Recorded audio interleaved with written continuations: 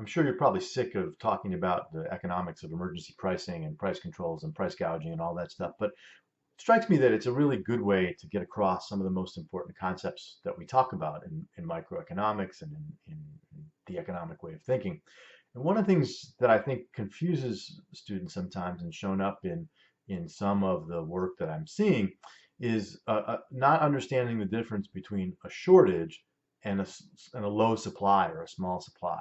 Okay, you can have a good during say a hurricane, a recovery from a hurricane that is in low supply, meaning there's not much of it. But that's not the same thing as a shortage, right? A shortage in economics has a very specific meaning, namely that with a shortage, the quantity demanded for the good is greater than the quantity supplied at the current price.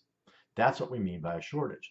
You can have a low supply, that is, you can have a good that there's just not much of for whatever reason, and if markets are working properly, right, we get to the market clearing price, there's no shortage there. At that market clearing price, all the people who want to buy the good are able to find a supplier who wants to sell it, right? Plans are coordinated. And so let me just, I drew this up on my little whiteboard here, and hopefully you can see this and that this will be helpful.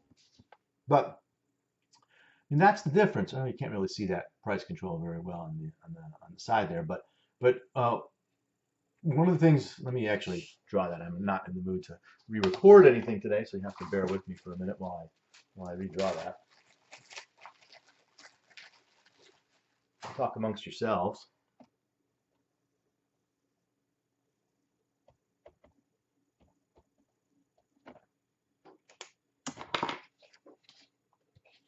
That's better. Okay, so if we think about the difference between low supply and a shortage, right? Low supply, we can have a supply curve that's just located far to the upper left corner that way. There's just not much of the good, and sellers are only willing to sell it at a particularly high price. But if those prices are free to move, right? Market clears, everybody who wants to buy at that P star gets it.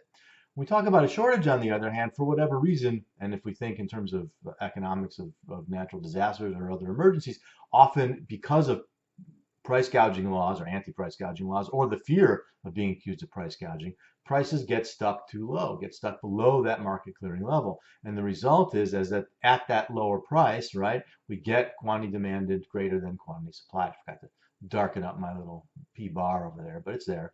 And so we get a shortage. And the whole point is, right, that if we allow prices to move, we end up moving away from the shortage, right, away from the shortage and into the situation of low supply. If you let prices move, there will not be buyers who walk away frustrated. If you let prices move, there won't be sellers who walk away frustrated. Plans are coordinated over here. Every buyer finds a seller, every seller finds a buyer. Over here, people walk away frustrated because we haven't allowed prices to move to clear the marketplace. So if we think about all these examples of goods that might be in low supply during a crisis, right? If we let prices move, we end up in this situation here. We end up with a high price, yes, but we have everyone who wants to get the good can get it. And we also, as we've talked about with the higher price, people have to make more careful decisions about how they use it. That higher price attracts in greater supply in the long run. On the other hand, if we put a cap on prices like over here, we end up with the price being artificially low. We end up with people who want to obtain the good who can't obtain it. And notice too, by the way, over here that if we do this, we end up with the actual amount of goods that's traded, number of goods that are traded in the market is QS here. That's all that suppliers are willing to supply at that artificially low price. And so the number of exchanges that take place, the number of goods that get traded here is much lower than over here, right, where the market clears. And again, we haven't talked about this in great detail, but from a consumer welfare perspective, right, the world of low supply is a better world, right, because more exchanges take place, there's more benefits from exchange as more people are able to trade. This world is a less good world because fewer goods get traded thanks to the lower price. And again, all those folks walk away frustrated. So my point here is these two aren't the same thing, and you got to stop saying shortage when you mean low supply. A shortage happens when you prevent prices from doing their job, or prices are unable to do their job in the short run. That's when you get shortages, right? And if you don't interfere with that process in the marketplace, that shortage will resolve itself, as we've talked about, as buyers compete to push up that price. It's only when you put a legal maximum or you have fear of a legal maximum that prevents that process from happening. So don't confuse the two.